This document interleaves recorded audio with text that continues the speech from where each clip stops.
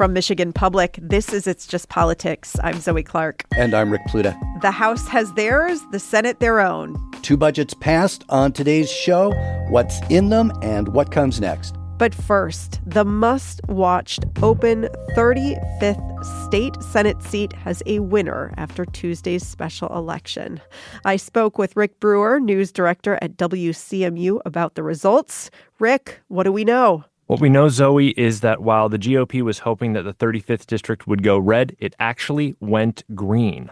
That's because Chedrick Greene, a retired sergeant major in the Marines, a Saginaw City fire captain, was victorious, garnering nearly 60% of the vote. His opponent, Republican Jason Tunney, with just under 40%. This was obviously an off-schedule election. This was the only measure for many ballots across the Saginaw Bay region, and Greene victorious. Early election called actually last night, which we were not expecting. We were expecting kind of a nail-biter, purple district. Republican Chair Jim Rumstead earlier had said it was maybe a 50-50 toss-up. This is seen as a bellwether. And Greene, 60% of the vote, big margin than was anticipated. But we can dive into that here in a minute, I'm sure. Well, yes. 60 to 40. What does that tell us in a district that's purple? I think it tells us a lot of things. I think it really gets down to the fact that politics are national, whether we like it or not, even down to this level, because Chedrick Greene really ran his campaign on affordability and large national issues that we hear in political discourse in major media outlets and what we hear, whereas Tunney really was trying to lean into Greene isn't focusing on local issues like state income tax reform, property tax reform. He's talking about other forms of affordability. And I think it just shows that people are, in this political moment, are really focused on those national issues, and that we really can't get away necessarily from that. But I think it also says that roughly only half of the people who turned out in 2022 for the general election in this same district, only about half showed up for this special election. So while it was a big win for Greene, it'll be interesting to see when more people are voting in November, what will exactly happen. Right to that point, there is going to be another election for this seat in November because this was a special election to fill an open seat. That is exactly right, Zoe. So whoever ends up taking this seat long term will have to win 4 races. And it's interesting because Jason Tunney last night, who was the Republican, he didn't necessarily give a concession speech. He said, we're not going to win tonight. But he said, this is only the halfway point, right? We're only just really getting started. And he quoted Churchill saying that, we're going to sally forth. And the Michigan Republican establishment sent out a release commending Tunney for his efforts and kind of blasting Democrats for spending what they described as outspending them 10-1 in an already democratically controlled seat because Kristen McDonald-Rivet was the previous holder. And again, Chedrick Greene will only finish McDonald-Rivet's original term and will have to run again in November, which again, we're going to have so many races on people's ballots in November. It'll be interesting to see the result there, of course. Yeah. In the meantime, finally, what does this mean short term for Lansing moving forward? I think this means a lot for the state budget. We've got budget negotiations are ongoing. There was discussion on the campaign trail between Greene and Tunney about does the state legislature tap into $750 million worth of rainy day funding? And now that the Democrats control the Senate with that extra seat, now it's 20-18. It'll be interesting to see how those negotiations play out with Democrats having that one extra vote on committees, one extra vote in the general chamber as well. And again, lawmakers last year blowing through that statutory July 1st deadline, giving a lot of school districts a little unease as they went to the school year last fall. But I think that is the biggest thing to watch in the coming weeks here. That is Rick Brewer. He is news director at WCMU, bringing us the results from the much-watched open 35th state Senate seat. Rick, thanks so much. Thank you, Zoe. And in a statement, Governor Gretchen Whitmer said of the election results, quote, "Voters put a check on Republican policies, which have led to skyrocketing gas prices and higher costs of groceries, housing, and health care. Michiganders need real relief right now, and they know that Chedrick Greene will help get the job done."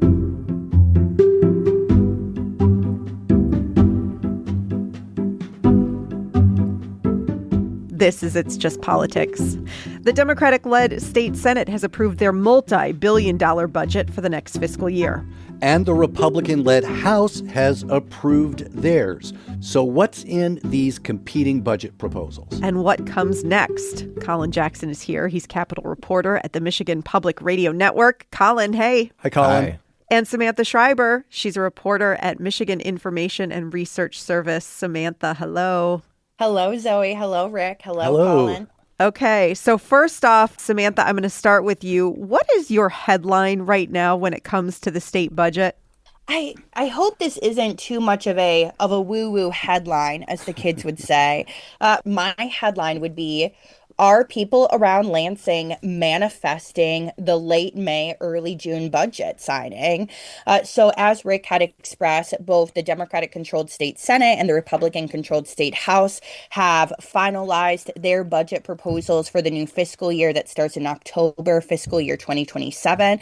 And they had this done all within the final 2 weeks of April. And this is actually quite unique. Both the Senate and the House haven't gotten their budget recommendations ready this early since 2013. So it's been 13 years since they've put forward their plans in the month of April. Usually it's in early May, mid-May. So, Colin, your headline? Lawmakers like deadlines, not to piggyback too much on what Samantha said, but I think that really what you're seeing this is, not just the July 1st deadline to pass a budget, but, there's some spending items in these budgets that lawmakers feel like they need to get out the door as soon as possible. And I think that might be what's driving some of this. Yeah, I absolutely think the headline, or one of the headlines certainly, is the time on the calendar that lawmakers have passed these budgets. So much different than last year. But Colin, let's actually start with the budget that was passed first and actually dig into what is in it. This was in the State House. What should we know? Well, the biggest thing is the House of Representatives says it has a way of cutting spending without lessening state services. And they took a different approach to the budget this year than I think we've seen a lot of state houses take in the past, and which is they say that they paired actual agency spending in what their suggested budget to the actual amounts that agencies have spent in years past. And so you've seen this criticism from House Republicans in the past where the Republican leadership in that chamber has said agencies ask for more money than what they need to actually run their departments. And so they say they went through the last few years and looked at, okay, how much money was appropriated versus how much money actually went out the door. And then they pared down department spending to how much money actually went out the door in the highest of those few years. Now, there's been a lot of criticisms with this, especially from departments, who say it takes time to spend money. Not to mention that this current fiscal year, where there was a lot more spending in different areas than we had seen in past years, it didn't even happen until October, which is, months after the deadline to get this budget done, and even after a week after the actual new fiscal year started. So if you're trying to compare like apples to apples, they say it's not easy to do. And so though this probably isn't a tactic that will make it to the finish line, but I think just the overall ways this House Republican-led budget tries to cut spending is probably one of the more interesting things. Samantha, anything from the House budget that stood out to you? I think one thing I think is fascinating is the major differences when it comes to the rainy day fund. For listeners who don't know, our state has a rainy day fund similar to how you and I could have a savings account, a piggy penny bank. It is a fund that we continue to invest in that serves as an emergency savings account. So when it's raining is when you crack it open. House Republicans instead want a multi-$100 investment into the rainy day fund fund, taking money that was set aside in previous years for corporate incentives that was never used or awarded. They want to take that money and instead put it into the rainy day fund. Meanwhile, Senate Democrats are proposing a system to withdraw $350 million out. So doing the vice versa of what House Republicans have proposed here. But one thing I just think is so fascinating is the continued call for an elimination of the ghost employees. So job roles that have been funded for in the past that have not been filled, and that we should eliminate and trim departments' budgets based on them previously having appropriations for staff and staff positions that weren't filled. Another thing is that I think is going to be a huge topic, and I could see this being a huge sentiment that House Republicans have, is that you think about state buildings or state leases that aren't being utilized at the same level they were prior to the COVID-19 pandemic. Of course, we saw the shift of people working remotely, working more hybrid style work roles. You're going to see a lot of Republicans advocate for is that if we don't have those buildings being fully utilized at the same numbers they were during the COVID-19 pandemic, maybe it's time to give up those buildings and to not have the state be burning money on them, would be their argument. And I could see this being a huge topic, especially in downtown Lansing, where because of the state government buildings, the city of Lansing actually doesn't get any tax benefits from those buildings. So I think that's a huge battle to watch out for with this budget making season. Okay, so Samantha, on the Democratic side in the Senate, we talked about what the House wants. What does the Senate want in the budget? So I'm going to go back to what I just referenced not too long ago, which is the rainy day fund withdrawal, the $350 million to be taken out of the rainy day fund and to be spent on addressing the government's concerns around expenses created by the One Big Beautiful Bill Act that President Donald Trump signed on the federal level. So for those that remembered, last summer in Congress, they produced the One Big Beautiful Bill Act that includes new restrictions on Medicaid and also food assistance, so the SNAP program, the Supplemental Nutrition Assistance Program. Last summer, Michigan's House Fiscal Agency here at home had reported that the new work obligations for Medicaid alone could result in about 1.9 billion, that's a billion with a B, lost in federal funding to the state of Michigan by fiscal year 34, and by requiring the state to redetermine eligibility for Medicaid every 6 months, which is another One Big Beautiful Bill Act requirement. Michigan could additionally see Medicaid payments reduced by approximately $300 million. That's me with an M by fiscal year 34 as well. So when it comes to these approaching expenses, Senate Appropriations Chair Sarah Anthony, she's the Lansing Democrat, she kind of sees it, well, it's raining now or it's about to be a storm. So now is the time to take that money out of the rainy day fund to address the One Big Beautiful Bill Act expense concerns. So this includes things like, so for example, the state's health department in the Senate Democrats' proposal is more than 400 new staff that would oversee all of these changes to Medicaid that get implemented in 2027. In the LEO budget, Labor and Economic Opportunity, Senate Democrats are calling to use $15 million out of that rainy day fund withdrawal to go to Michigan Works to help Michiganders who are receiving Medicaid find jobs, community service, higher education, job training opportunities, so that way they're fulfilling those workforce obligations.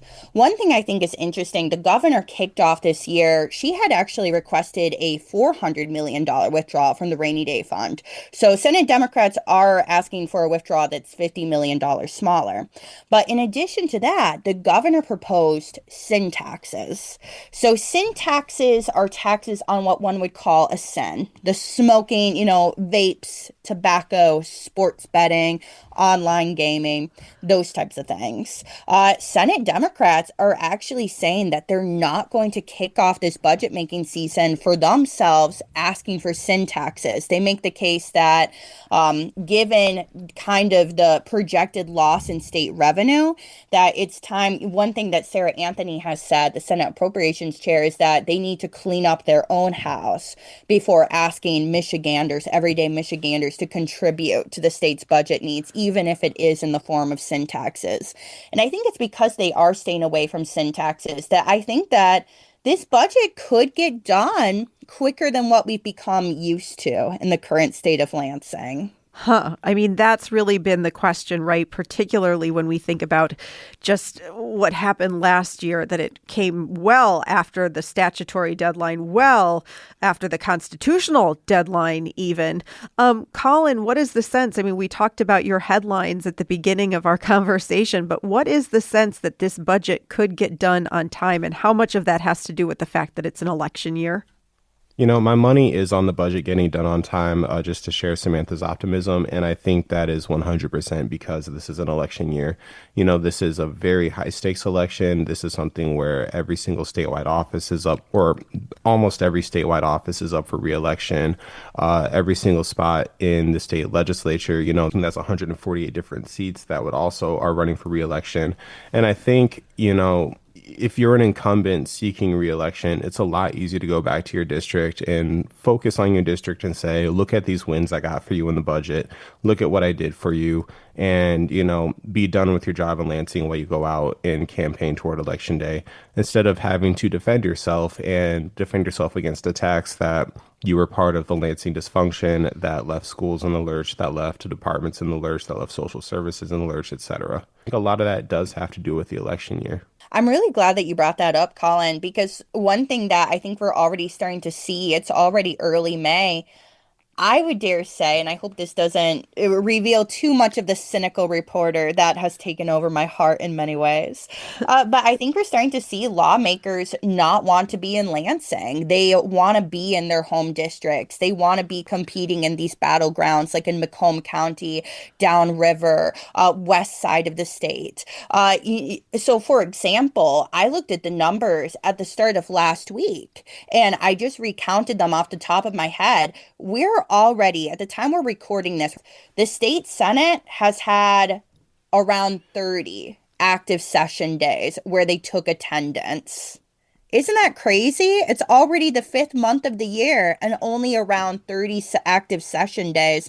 And they're not coming back to session until Thursday. So I think we're already starting to see that these candidates are ready to hit not candidates, but these lawmakers. And some of them are active candidates right now, not including those who aren't coming back or those who are term limited.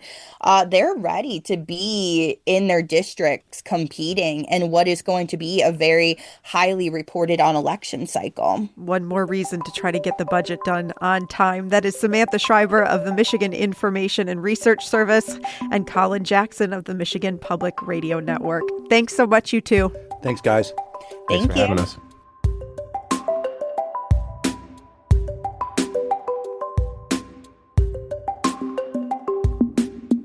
And that is It's Just Politics for today. I'm Zoe Clark. And I'm Rick Pluta. Let's talk again next week.